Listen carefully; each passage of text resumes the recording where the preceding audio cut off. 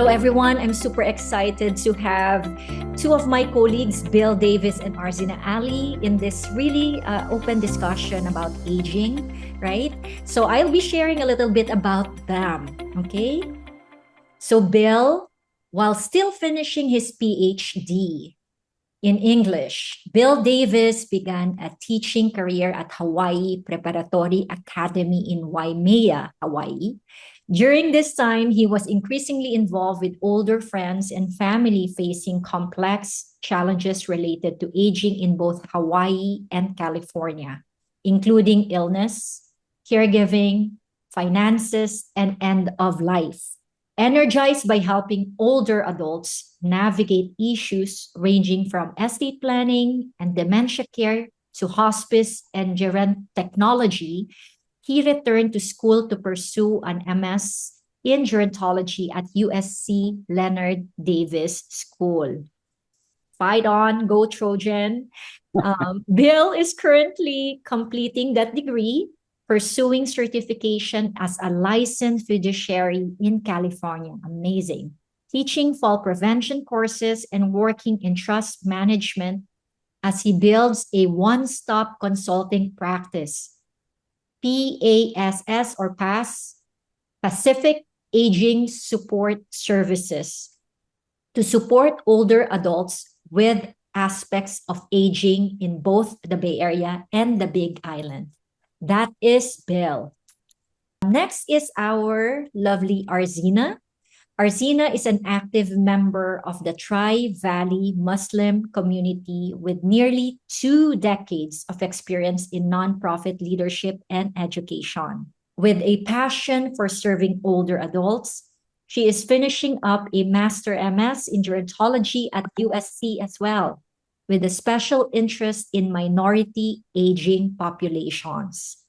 She is the founder of Muslim Aging, an organization committed to understanding and addressing the unique needs of aging American Muslims through programming, education, research, resources, and advocacy, and the co-founder of the Sharif Foundation, where she oversees compliance, strategic planning, publications, funds, distribution, and scholarship to those in need. Arzina and Bill, thank you for both being here. We each see aging from different lenses, and my hope is to tap into that collective wisdom today.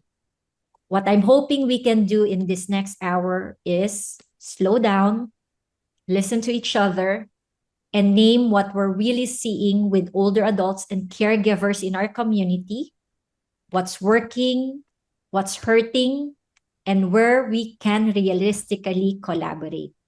Thank you so much for having us. Of course, and thank you. So Bill, just quick question for you. Can you just, I know that's part of your bio, you gave a little bit of your whys, right? Do you mind elaborating why enter the gerontological space? Yeah. It's funny, we were talking in my sociology class, sociology of aging class the other day about the professor was talking about working with undergraduates and this need for like a life skills course that so many students get through high school or even get through college without all these basics about just sort of managing life, from paying taxes to managing finances, retirement accounts, all this stuff. And one of the things that occurred to me is that we need that for kind of every stage of life, and particularly the older stage of life. And I was coming up against this with friends of mine, certainly with my parents, where all of these challenges and these really complex, difficult to navigate systems were coming into play with healthcare, with finances, with home modifications, with living possibilities, with estates, with, and they're all kind of siloed and they're all kind of, people sort of think I'll deal with that at some point later, and then all of a sudden it's on your doorstep and you're overwhelmed and we don't know where to turn. And so I was seeing this with friends and family and was trying to help them out, and then realized this is going to be me, Mm-hmm. so if I'm lucky, it's going to be me. I thought, both to help those folks out and to kind of educate myself. And then also, I've been teaching for 20 plus years, and I thought I've always loved working with an older population, and I've reached, an age now where that gap is less to the older folks than it is to the younger folks. And so I feel kind of almost more kind of a cultural affinity Mm-hmm. an aging population these days. So that's kind of where and the last thing I'll say is I love that aging is so interdisciplinary. It's every aspect of our lives. And I love sort of dealing with different systems, different disciplines, different challenges, and trying to sort of integrate and sort those out. So that was kind of what made this so compelling to me. Nice. Thank you, Bill, for sharing. And I think what I heard is this is really personal for you. Yeah. This is personal for you. And make it even more meaningful as you really practice and really immerse in this industry. So we're super excited, Bill. How about you, Arzina? What's your why? My why, well, a lot of what Bill said actually resonated and how you summarized it, which is it's personal. And as I go through the program at USC, I'm finding that more and more that those who were drawn to this field because of personal experience. And so for me, when I look back, it wasn't one specific event, but it was just a series of experiences working with older family members, not working with them, but sharing life with them, really. I grew up visiting my grandparents in the summers in the Fiji Islands, and that's how I spent my summers. I mean, that was just part and parcel of life. And as I grew older, I continued to keep those relationships, of course, seeing them age, and then what family meant when older family members are aging. And then also with volunteer experiences, it just so happened that I went to a Catholic school and I had to do campus ministry as part of my high school experience. And my brother had done that. He's 3 years my senior, and he worked volunteered at an assisted living facility. And so after he graduated, I actually did the same thing, and I ended up working with the same person that he worked with. So that had a lot of influence. That made an impression on me. And then I had a little bit of a gap because I got married, I had kids, and I ended up homeschooling my children. So Wow. that's where the education comes in. It's not by profession, it's by a little bit of force that this is what I wanted to do. This is how my husband and I wanted to raise our kids. But I realized that that was going to be short-lived. It wasn't going to be forever. So I had to do some deep thinking about, well, where do I want to put my efforts after I'm, on the tail end of this journey, which I'm at right now. And yeah, and it ended up being this field of gerontology, like Bill says. I love spending time with people who are older than me.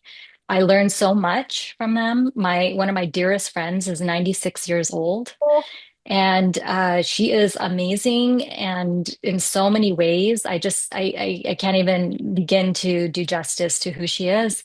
And so, yeah, rather than dealing with young kids, and I love young kids, I definitely have more of an affinity Oh, toward the older population. And I think there's so much work to be done in this space. I looked also at my community, and I see, like, just like it's representative of what's happening in greater society, which is this is a huge gap that needs to be filled. So I wanted to be able to do something that was relevant in my own community. So wow. Very clearly communicated your whys, Arzina. So I just have to flex to everyone why these two people, these wonderful people, Bill and Arzina. So we all went, or they're still going to USC, right? And I'm just extremely impressed by these two people and the way they communicate their thoughts, their passion exude every time they speak. And I said, I need to know these people. I need to stay connected with these people because that's what we need in the aging industry, right? People who are not just because it's a money making industry, but someone who really has the heart and the passion, and that's what we need. Because at the end of the day, we need someone who will. It's a very challenging industry, and personally, I feel like there are times that it's easy to walk away because that's how challenging it can be. But with someone who's really passionate in what they do, they will always go back to their whys. And these are two people I'm proud of. I'm proud to be their friends. I'm proud to be their colleagues, Bill and Arzina. I want you in my life forever. Okay. Don't Likewise, leave me. Vanessa. Yeah. It's an honor. Anyways, Bill, question for you. From where you sit or your standpoint, what are the top two concerns you're seeing right now around aging in our community? Please do share. I think that for me the really big one, and we talked about this some before, but is the integration of all these different challenges. And particularly in the United States, I think where all of these systems are very decentered. Healthcare systems, elder care systems, very often our communities are integrating on kind of every level, both a kind of single place for support for folks who are encountering these challenges, and also integrating, I think, in a larger sense, um, integrating around age in ways that we don't do terribly well in the larger mainstream culture. And I think this is also an area where I'm so really interested to hear more from Arzina, because working within a particular sort of cultural and community context as you have, I think that's such, that kind of holistic, integrated, whole person, whole community approach is something that is so important that we engage with as we address this kind of larger issue of or related issue, I should say, of kind of decentered services and complex systems. Got it. So for what I heard from you, Bill, is almost like the problem is the fragmented care that's in our industry that we're all facing, right? Yes. And for the viewers, Bill, do you mind giving like just a layman's example of this? That maybe you have experience, you have seen it in your personal life. One Yeah. example on this one. So, I mean, probably the most immediate and kind of near and dear to me is my father's in very late stage dementia now. We've been really lucky that my mother is an RN. She is a caregiver in every sense of the word. And we're also really lucky that she gets incredible kind of meaning from that and value from that, but also just her knowledge of the healthcare system. So as my dad's condition has deteriorated, this has involved, number one, he was the finance guy, so somebody else has to handle the family finances, and that was not mom's area. So sort of that was a role that I ended up taking on and working with her and kind of replacing that. There were home modifications in the early stage. There was home care that needed to be arranged. There were respite issues. We were looking into um, sort of adult daycare issues as we were looking to educate ourselves on dementia and how to deal with the really difficult early stages where folks can get pretty adamant. There were delusions and some of those kinds of issues, really tough to manage at times. And then moving into where mom just couldn't do all that care herself anymore. Hospitalizations that occurred and becoming really, and then, he has an oncologist. He has his primary care doctor. He has, so you've got all that fragmentation in the healthcare. Um, and then, there were just certain things that would, and then other things like technologies that were involved in. A lot of this happened during COVID. So everything was remote. And, my my mother is so capable and so able to adapt, but some of the tech stuff drives her nuts. And so all of these different kinds of areas to sort of manage, just enormous stress. Right. Correct. And 100. this is for someone who's well educated, who has resources, who has supportive and relatively functional family. So, they were sitting in the catbird seat and finding enormous challenges handling all of this. Thank you, Bill. Thank you for sharing. Arzina, when you think of specific older adults or family you've worked with recently, what keeps them up at night, and what does that tell us about the bigger picture in our community? I think one of the main things that concerns older adults that I've seen in my community is worrying about remaining independent through late life. And that's first psychological and emotional, related to being able to just do things yourself, and then find, the fear of not being able to do those things yourself and being dependent on others, just in and of itself. But then there's also an added layer of, and really kind of dovetailing with what Bill said and was talking about, is you have this system that is heavily siloed, right? And difficult to navigate. And then on top of that, you're looking for very specific, like I'm going to tap into like the culturally appropriate type of care or services. And so you have these very layered concerns that make you say, you know what? I have to do whatever I can to remain independent for as long as possible. Number one, to maintain my dignity and my independence in and of itself, but also because I don't know who's going to do it. My Correct. maybe it's going to be the kids, maybe it's going to be the family, but if it's not, who is going to do it, and what is that going to look like? And I think that's what definitely keeps people up at night. It crosses my mind. I play out being in this field, and we're thinking about these things constantly. I think about it for myself. What is that going to look like? I might, and I have to like play out all of the different scenarios and then Mm. try and plan for that as much as possible. So Mhm. yeah, that is definitely something that I think keeps people up at night in my community. Correct. And Arzina, I can totally resonate with that because a lot of our clients actually, or potential clients, value their independence heavily. That's so sacred for them. And I think as a community, how can we honor that, right? How can we honor? Mhm. So thank you for sharing. Bill, it's now your turn again. Okay.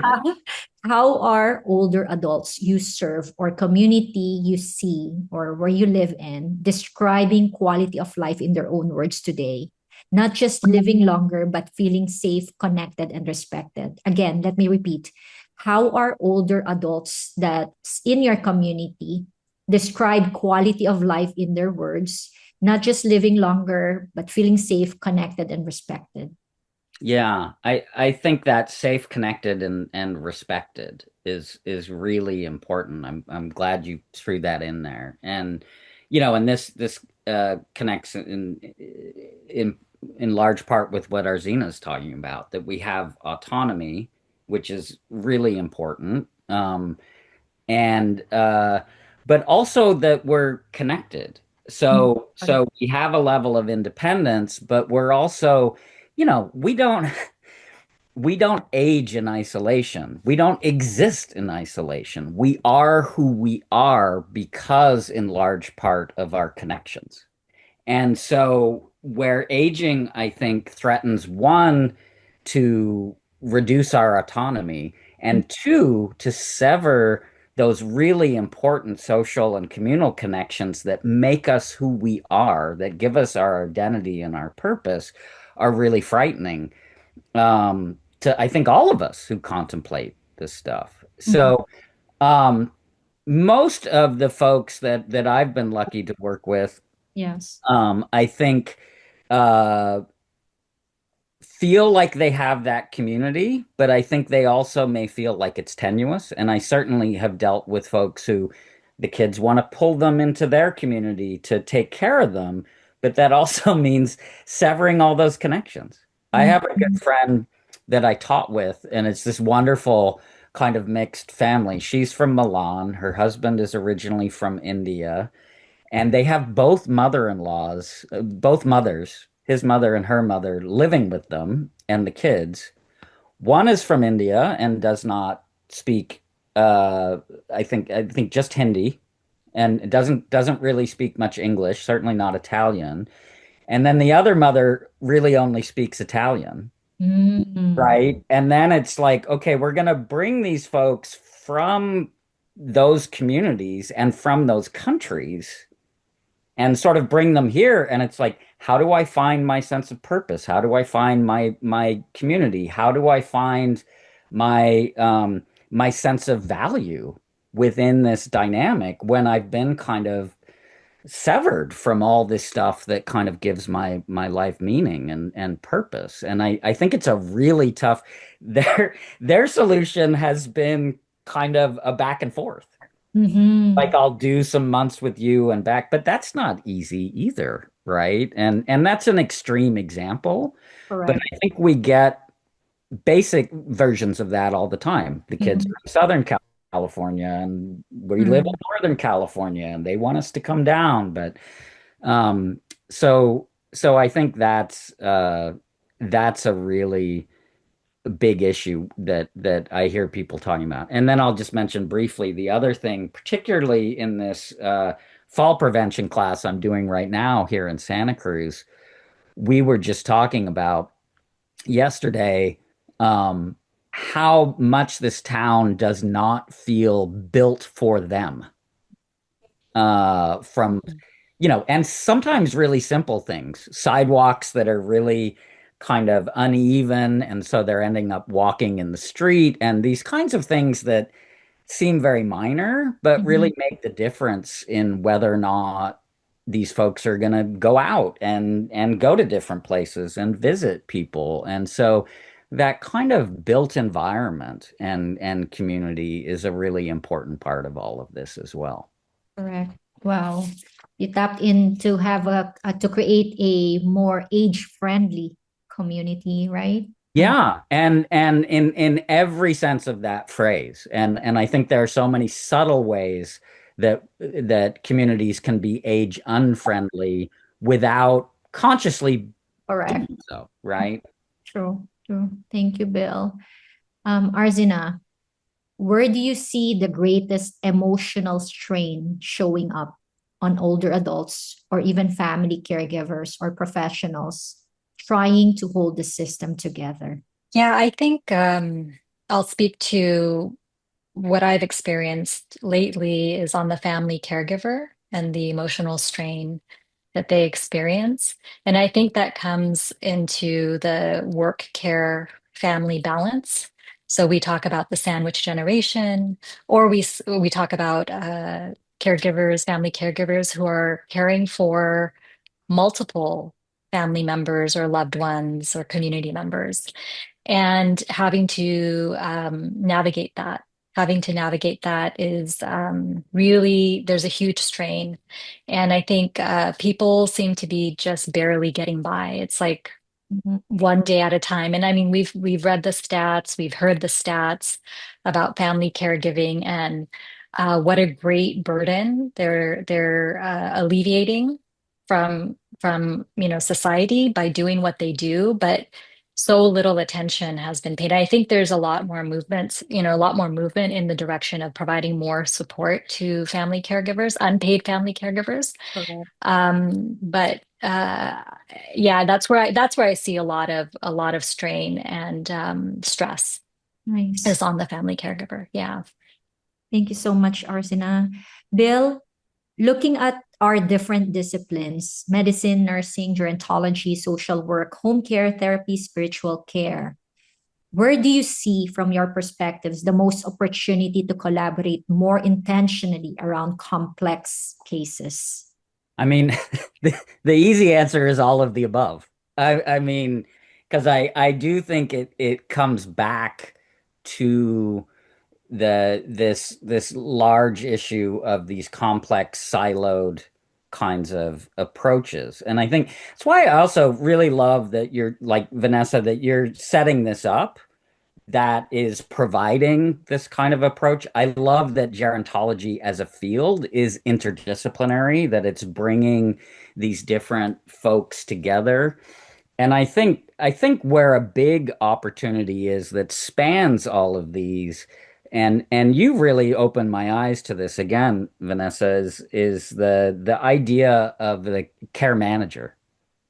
And the idea of they used to call it a geriatric care manager, but just um I think care manager says enough. And a kind of life care manager is that there is someone who is able to help us navigate all of this stuff on our own terms. I love that.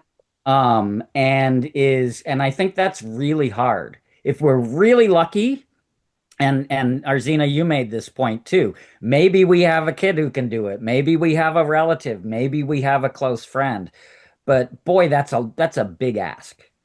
And often we may have that family member or close friend who's willing to do it, but don't have the tools and training to do it. And so the idea that we can have folks who are trained, who are certified, who are available, who are sort of vetted, so to speak. And then I think also really important in this is representation. Mm. And this goes back to, I think, again, another point Arzina made about sort of culturally competent care. Um, so, if I'm an older, if I'm an older uh, gay man going into this phase of life, I want someone who understands LGBTQ issues. Wow. I'm going into this as a person of color. I want someone who kind of understands that experience. That doesn't necessarily mean they have to be sort of my community, whatever that community might be. But I want these folks to be conversant with my community. And I also want them to be conversant with my priorities. Wow. My big worry might be health management, or my big worry might be finances, or my big worry might be, how do I stay in my home? And I want someone that I can go to that's going to help me manage all of these moving targets, who's in alignment with my major kinds of goals, Mm-hmm. understands them, is also in alignment with my major values, and hopefully is conversant with my community and my culture and all of those kinds of things. And so I think I would love to see all of these areas kind of have their own care managers Mm-hmm. that are available. I'd love to see a system, um, that actually, like Medicare would actually pay for this kind of thing so that it would be accessible to people. Because right now, this is a solution that is not For evenly everyone. distributed. No, Correct. those who can Out afford of it have pocket. it, and those who can't, good luck. Correct. And that's a big challenge. Wow. Thanks, Bill. And Arzina, I'm not gonna, I think I would like you to somewhat educate, just piggyback on Bill's, insights about the Muslim community. What's your thoughts, and maybe educate us in terms of what are some of the challenges or your hopes? So I think it's what Bill said, which is you don't have to be from the community, you don't have to be of the community, but just having an awareness and a willingness to find out more. I don't think it's unique to me or to Muslims. I think this is actually happening across the board. So number one, we have to make others aware of the needs, right? And also build our own internal solutions, honestly. And I feel the same way for other communities. Waiting for someone else to fill that gap is not going to happen. We have to do it ourselves so that hopefully it picks up momentum and awareness, right? And so I think I would like to see, though, on the other end, as I started out, a willingness to meet different communities, minority communities where they are, and to really make a concerted effort to integrate some of those needs. I do think that integrating minority opinion, minority needs into the overarching space, I think that's really important. Otherwise, we're leaving behind. Not only are we leaving behind, like, socioeconomics, but also, large swaths of the population when it comes to just race and background, ethnicity, minority populations, like Bill said. Yeah, I think we have to change our behaviors a little bit in this industry, in this space. Can I just add on to that too? I mean, I think the phrase minority, my majority pops into mind, and I think Arzina's so right about this, and I think articulates this really well, and that when we're serving uh, communities that might otherwise be marginalized, we're serving everyone better, right? Because this is Yeah, a monolithic population we're talking about, even within minority populations, right? We're dealing with enormous sort of varieties and differences. yeah. And so that human-centered and individual-centered approach, I think, is really key. But as you point out, that's not necessarily where the money is, right? I mean, that's not necessarily where the entrepreneurs want to glom onto immediately, and so I think that's a challenge to really continue to shine that light and to build from where we are if we're in those communities. And we keep speaking, but we can't wait for people to necessarily listen, right? Correct. Yeah. Yeah, I agree. And just to tag on to this, because this is really a loaded kind of topic, right? With the interdisciplinary and all. I do think I tend to focus on those things that I'm studying in the moment. So right now, the big topic is technology. And I think our systems, our programs, our solutions have to include advanced technology, AI, as Mm, well, in a very responsible way, of course. And, that's so layered in and of itself. But technology can definitely be harnessed to bring together all of these disciplines, to work together to make this sort of to remove the silos, if you will. got it. I'm having goosebumps the entire time you both were speaking. I'm like, wow. And I think what I heard also is like, we need to create a more inclusive society, right? I think that's important for us to do. Um, Bill, question for you. If you could design a truly person-centered support team for one high-risk older adult, what would each of us realistically bring to the table, and what would we stop doing that is not helping? I think in some ways I'm kind of trying to play this role for my mother and my own family of origin right now. Um, and there again, that idea of being someone who can help sort of to coordinate.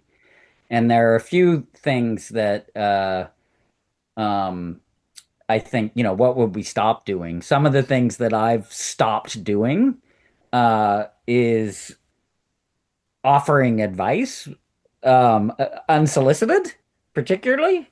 That's powerful. Uh, Mhm. I have I assume, competence. My folks, even my dad at this stage where he's really barely verbal, he knows what he wants in the immediate moment. He knows if he's hungry, he knows if he's uncomfortable, he knows if and we need to listen.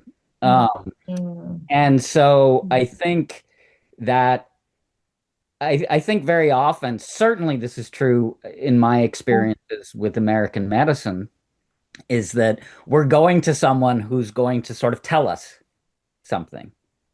And, we want to go to someone who's going to listen to us and then help us. And so that listen first is probably a really good rule. Um, and listen carefully and sort of find out. I think this is true with all, there are two things I think many of us in this culture, in American society, don't do super well. And one of them is ask for help, and the other one is offer it. We're not very good at either one of those. And so I think we need to get better at both of those. When we're asking for help, one, to get over ourselves a little bit and to really Mhm. express what do I need? And that doesn't mean I'm being dependent. That means I'm taking action, I'm being assertive to maintain my autonomy. This is what I need to stay in my home. This is what I need to be able to maintain the quality of life that I want. And then, as folks who are trying to help, whether as a family member or as a professional or what have you, I think we need to hear that. There's a tendency to often then just say, "Well, let me know if there's anything I can do." That's the way I think there's another one to stop doing. I often will say that to people. Nobody's going to do that. I think what I need to sort of say is, here are some ways that I could help. Would any of these be Mhm. useful to you? Or could you give me a list of things that would be helpful to you, and then I can let you know if I can do any of those? Um, I think it's more about that meeting halfway. I mean, and Arzina, you were talking about this in a cultural context, but I think in a wider context that we're really meeting folks where they are, Yeah. listening, and then, matching up with them. And sometimes it may be, and I'll have this conversation oftentimes with my mom. Like she'll say, "Well, I could really use this." And I think, okay, well, you've got three other kids. Let me recommend one of them for that one, or here's I think we need to go to a professional on this, you know, um, or just sort of say, just strategize together. How can we sort of deal with that? Mhm. Um, so I hope that answers the question. Absolutely. And Bill, actually, while you were talking, what's showing up for me is that learned helplessness.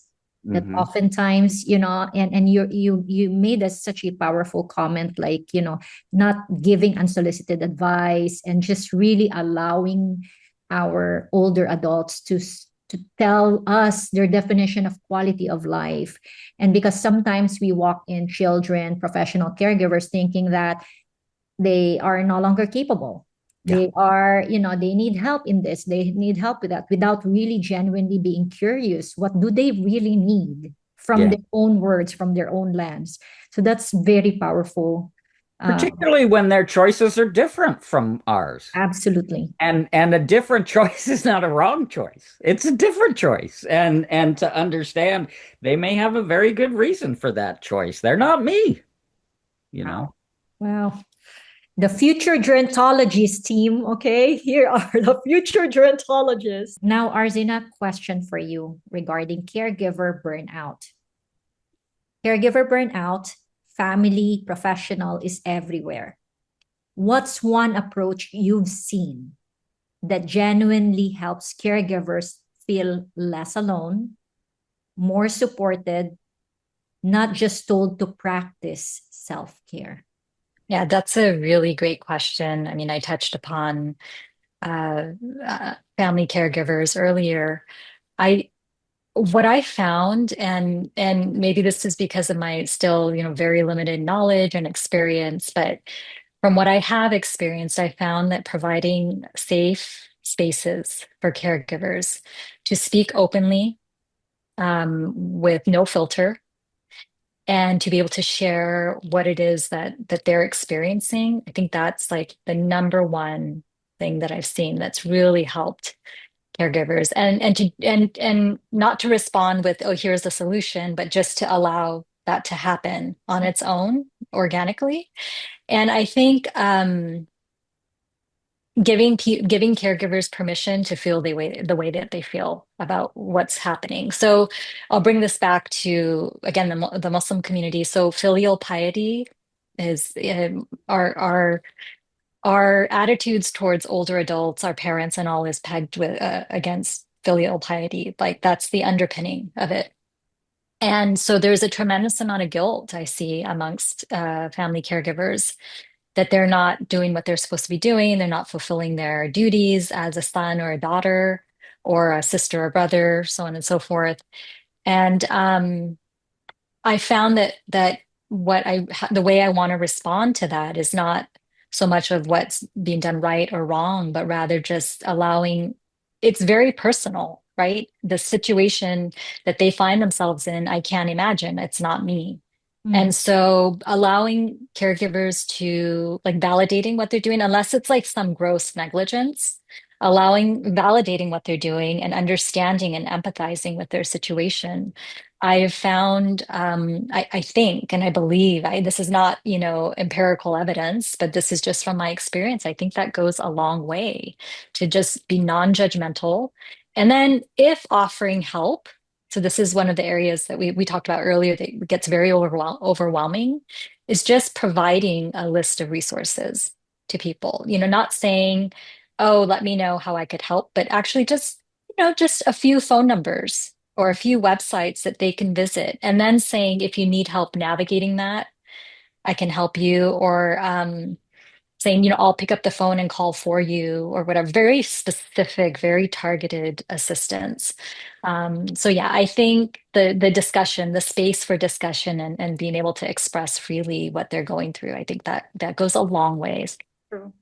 And Arzina, the what one thing that stayed with me in what you said was giving caregivers permission to feel, that unfiltered thoughts, insights, and that really truly creates that safe space. So that's very powerful. Bill? Add something on that. Just well, two things that a couple of things pop up for me, but one is it's a wonderful book by Maxine Hong Kingston called Chinaman that talks about the experience of Chinese immigrants in the United States, and one of the sections deals with workers in sugarcane plantations in Hawaii, and they are working under a system that is absolutely brutalizing them. And they don't have that space that Arzina's talking about to voice all of these concerns. And she has this great moment in the novel where they dig a pit and they just scream into it. Wow. And that's the image that was coming to mind for me when you were talking about this caregiver burden. And then thinking about that in workplace and then thinking about it in caregiving, when I was teaching, we were often told, hey, do some yoga. We're going to have a kind of breathing exercise today again. And I love that you included it, Vanessa, in the question, rather than just practice self-care, because we have these systems that are placing people under enormous stress that are really brutalizing people, I think, oftentimes, dehumanizing them, stressing them, all of these kinds of things. And then we're like, take a nice bubble bath or get a massage. Yeah. And it's like, okay, there's a place for self-care, but let's look at fixing some of the structural problems here that are making you miserable in the first place. Or at the very least, as Arzina points out, give you the space and the opportunity to let us know what's really driving you nuts, to what's really challenging you, to let us know what you're feeling and validate that. So I just thought that was a really important point that she made. Absolutely. Thanks, Bill and Arzina. Now, Bill, next to you, question. What small practical change in your community could reduce burnout for maybe workers, family, professional caregivers with older adults over the next 6 to 12 months from your perspective? There are so many different places where I see this. I'm thinking of one. This is specific to residential care facilities. Um, and I'm thinking of where my father is now. And my mom's there every day, 6 hours a day, and she knows everybody. She knows everybody's backstories. She knows everybody's kids. She's very much become a part of this community. And the folks that work there are so devoted, so underpaid, and so overtaxed, uh, often facing some of those challenges themselves. And one of the things that really struck me um, was at a lot of these care facilities, um, there is no space for the caregiver. And I think that is a really important part of the puzzle. And it's something that Arzina was talking about in terms of kind of emotional and safe and expressive space, but also physical and built space. Mhm. So where is your space within the caregiving facility? If you're the caregiver, where is your space in that home? Mm, Where is your space outside of the home? mm, Um, is there a place where genuine respite um, can can be. be achieved? And I think sometimes this is a simple matter of built environment, and sometimes it's a matter of again creating a kind of forum and space. But I think the idea of intentional creation of space for the people who are providing care, um, that's kind of a simple one. Sometimes it's just literally the folks where my dad is will just sort of rest like where the exercise equipment is, or they're eating lunch in and I think reminded me when I'd eat lunch in my office at work. It's like there's nothing sadder than eating lunch in your office Mm. alone at work. It's so not human, and connected and communal. So I think we need to find that's a simple kind of intentionally create that space, and just sort of that's really just building on what Arzina was saying. Yeah. And I'll definitely share this to some of my retirement community buddies, and hopefully they can make those They don't even changes. have a break room. Or anything like that. That's amazing to me. Correct. Thanks, Bill. Arzina, how can we better bring the voices of older adults and family caregivers directly into co-creating solution? So we're not just designing for them, but with them. That's a really good question, and I think that's a hot topic, intergenerational, collaboration and co-designing solutions. So I'm going to this is something that's been kind of floating around in my mind, but I haven't really articulated it. But we talk about loneliness and social isolation, and now we're talking about intergenerational programming. And these are all like this is not new, if you will. Like society was used to, we weren't so stratified before, right? People lived in, it wasn't just a matter of large families, but people lived in community, like really lived in community. And if you look at our school systems, right? It used to be a one room schoolhouse, and I'm not going to get into the details of why now where it's so stratified, but just in with kids, right? How you go from kindergarten, elementary, middle, then high school, and then we have our housing, senior housing, and assisted living facilities, right? They're not part of everyday society, right? And there's so many examples of that. So I think this is a result of that, right? So if we could go back somehow to creating intergenerational spaces, um, spaces where we all kind of come together naturally, if we could do that somehow, then I think co-creating and co-design, because I think those are essential to building programming and building solutions. I think it would be easier then to be able to do something like that.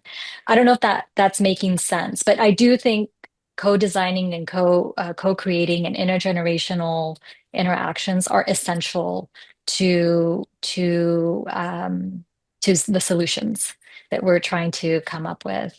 And doing it again, we go back to the siloed, the reason why we have these silos, right, is because gerontology is just interdisciplinary. And so using that as an example to go back to this like uh, society where we're working more together. I feel like we're having to go through great strides to get back to what was once just normal. I don't know. As you could tell, it's been floating around in my mind because we're putting in so much time, energy, money. All these like huge, wonderful programs are happening. And I feel like it's actually there's something very basic there and fundamental that we're missing. Sure. So yeah, I think if we could kind of solve at the core a little bit, Mm. dig a little bit deeper and solve at the core, I think we will come up with then natural co-creating and designing and intergenerational sort of solutions, if you will. I Maybe love that's too philosophical. I don't know. No, no, no.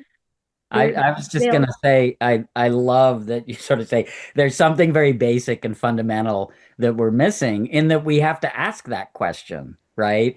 And even the language that we use to frame the question is telling. How do we get these folks at the table? And as you say, Arzina, we used to be at the table. Yeah. There is a communal table that, and so, the very fact that we have to bridge space, time barriers to integrate is this kind of challenge that, would be nice not to have. So I so agree. It's like we've got to bridge that space that shouldn't have existed in the first place in order to create a space where then we can be sure that those voices are integrated on a lived daily kind of cultural basis.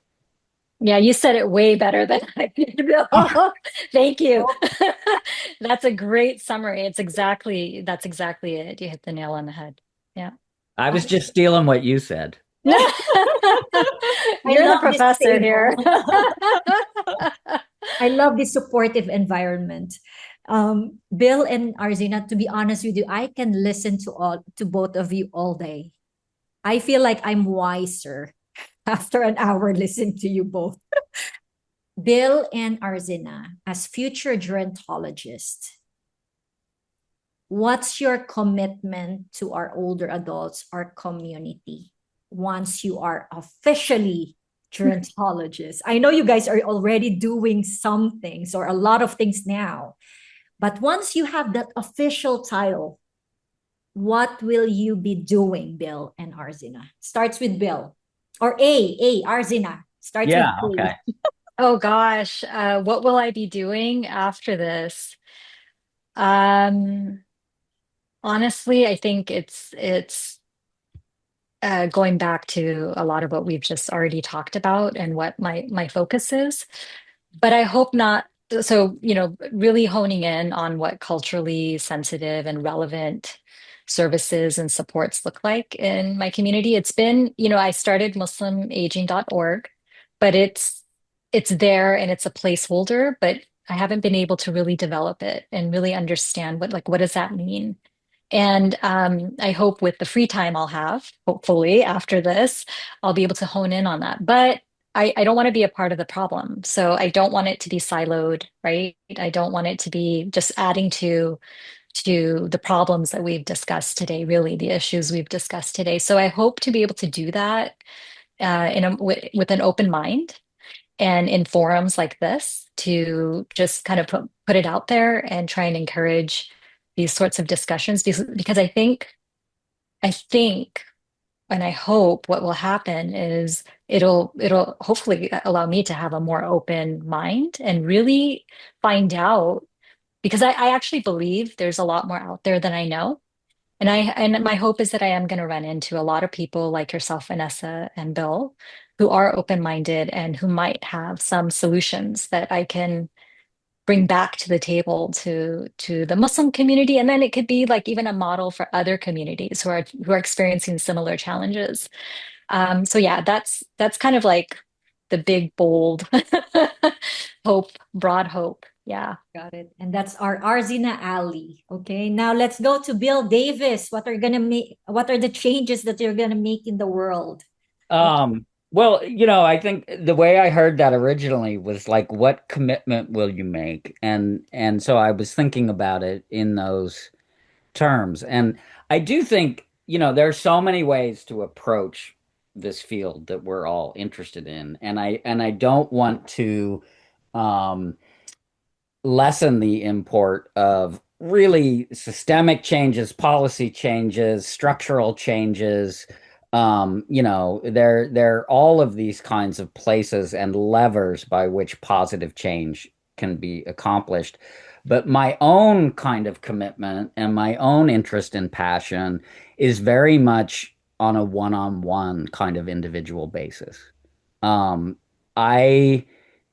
I doing this fall class, I'm working with the local volunteer center here, and the director that I first met with, she was introducing this program to residents of the community, and she said, we're really big on HI here, human intelligence, not AI.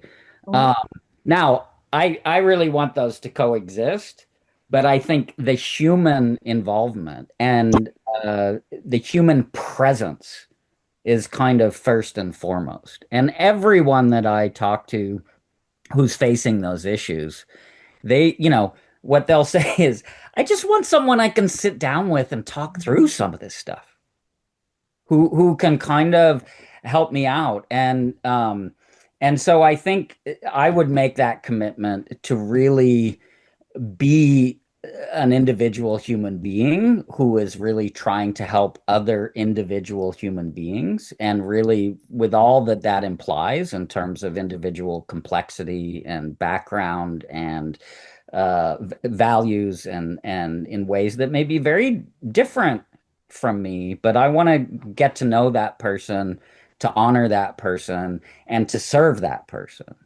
Um, and so that, to me, that human element, and also, the communal element, is because we are human beings within communities. And I think, Arzina, you said, hopefully the Muslim community can be a model to other communities. And I think it absolutely is and will be, because of not least because of that word community.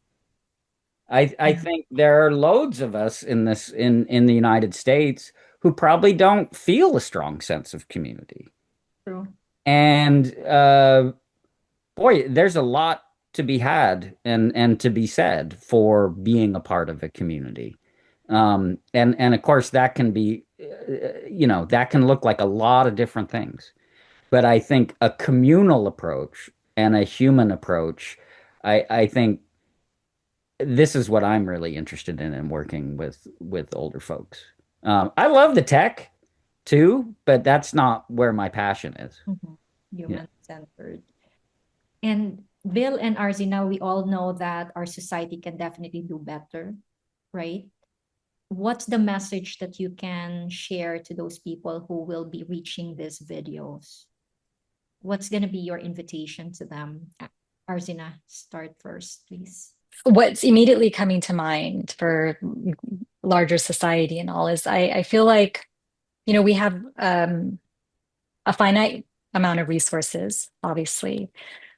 And then we also have like, our emotional and physical capacities are also limited to some extent, but I don't think we have to triage this. And I think that's what happens is, and again, looking at my own community, a lot of services and support go towards supporting the youth. They're our future generation, they're our future, and we invest in that heavily. And I agree with that. I believe in that. But I don't think it has to be one or the other. And so my message is like, this can't be like an invisible part of our population. No, like we have to stop. And we really have to, it's okay. There's enough to go around. There really is. We just have to rethink it a little bit and just to yeah, not to triage it. That's the only way I could put it is don't think you have to triage it and focus on one over the other. I don't know. Again, I have to give it a little bit more thought, but that's what No, comes to mind that's for Oh, greater society is powerful, like, Arzina. That's very powerful. Yeah, thank you. Bill, your turn. I agree. I mean, I think the idea of we don't have to triage it. Used to get this all the time in education. Oh, we have these enormous gaps or these enormous challenges we've got to deal with. So we've got to really focus on basics and we lose all of that rich variety and possibility and individuality and diversity in education when we triage and we'll do the same thing in working with older folks. So I totally subscribe to that. When I think of what I want to say, I have a favorite quote. I was always a big as a lit person, I was always a big Kurt Vonnegut fan. Um, but he has a son, Mark Vonnegut, who's still alive, who actually became a pediatrician and has written a couple of books. And he has this great quote that I always sort of hold near and dear, where he says, "We're all here to help each other through this thing, whatever it is." mm, And I kind of love that for difficult problems. Like, look, I don't have the answer.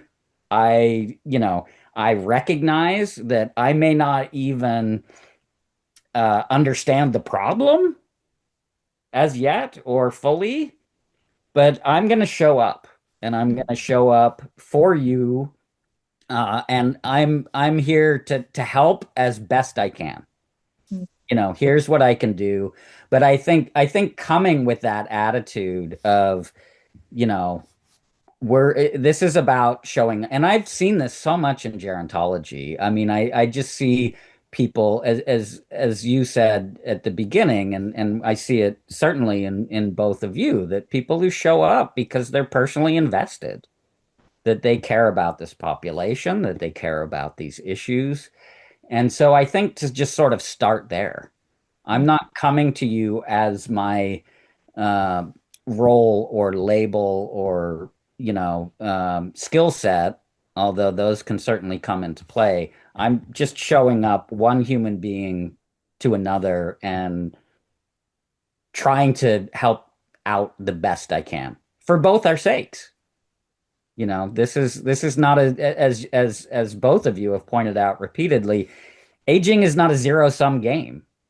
And I think, Arzina, your point about limited resources, it's easy for that to be used to get us at each other's throats or to begin to really kind of prioritize or deprioritize certain populations and issues. And if we're about showing up and helping out, I mean, we start from that. We don't start from a deficit model. We start from a kind of support model. No more to lack mentality. Yeah, yeah, Yeah, absolutely.